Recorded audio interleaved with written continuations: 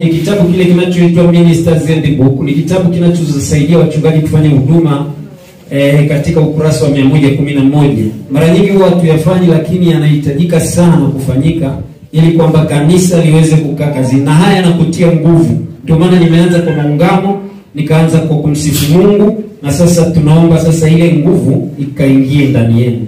Na kwa namna moja na kwa moyo ulionyooka kabisa, sikiliza maelezo na utasema najiweka wakfu. Bwana Yesu asifiwe. Kwa ajili ya kumwabudu Mungu na kufanya kazi ya kanisa.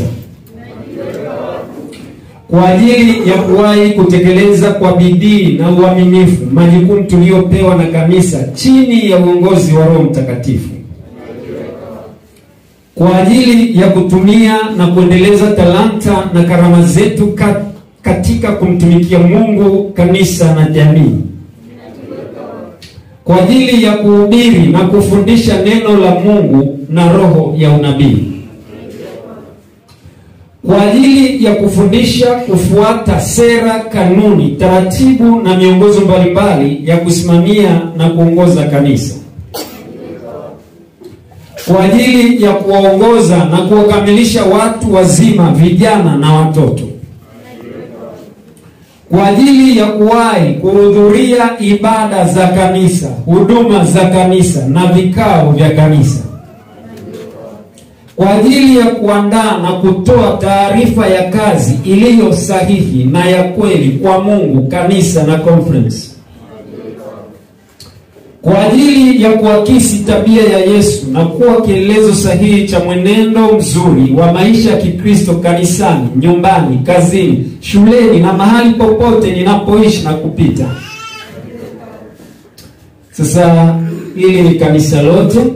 Tunaomba sasa mwageukie kanisa. Sasa viongozi hao watakaa kimya. Kanisa mlioketi nisikilizeni. Hii ni sehemu yenu. Mmesikia viongozi wenu wakiahidi mbele yenu na mbele ya Mungu kutekeleza kwa uaminifu majukumu ya kazi ambazo kwazo mmewachagua. Sasa ni wajibu wenu pia kuahidi mbele ya Mungu na viongozi wenu kwamba mtawaunga mkono, mtawatii viongozi wenu, mtawasaidia, mtawaombea na mtashirikiana nao katika kufanya kazi ya Mungu hapa kanisani na katika jamii iliyoko nje. Wale wanaopenda kuahidi kufanya hivyo, wakijiweka wakfu kufanya hivyo, wasimame na kusema maneno yafuatayo. Tunaomba kanisa zima la Orchesment wasimame. Tutawasaidia na kushirikiana na viongozi wetu kufanya kazi ya Mungu. Sasa hii isemwe na viongozi wote na kanisa lote kwa pamoja. Yaani viongozi tuliosimama mbele na kule, fuatisheni maneno haya.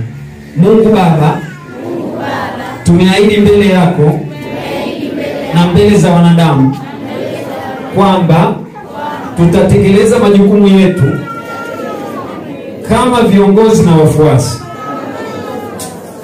Tuwezeshe Baba ili yale tuliyoyasema kwa midomo yetu tuyaweke mioyoni na katika vitendo. Tuongezee hekima, maarifa, juhudi na Roho Mtakatifu ili tuweze kuongoza kanisa lako.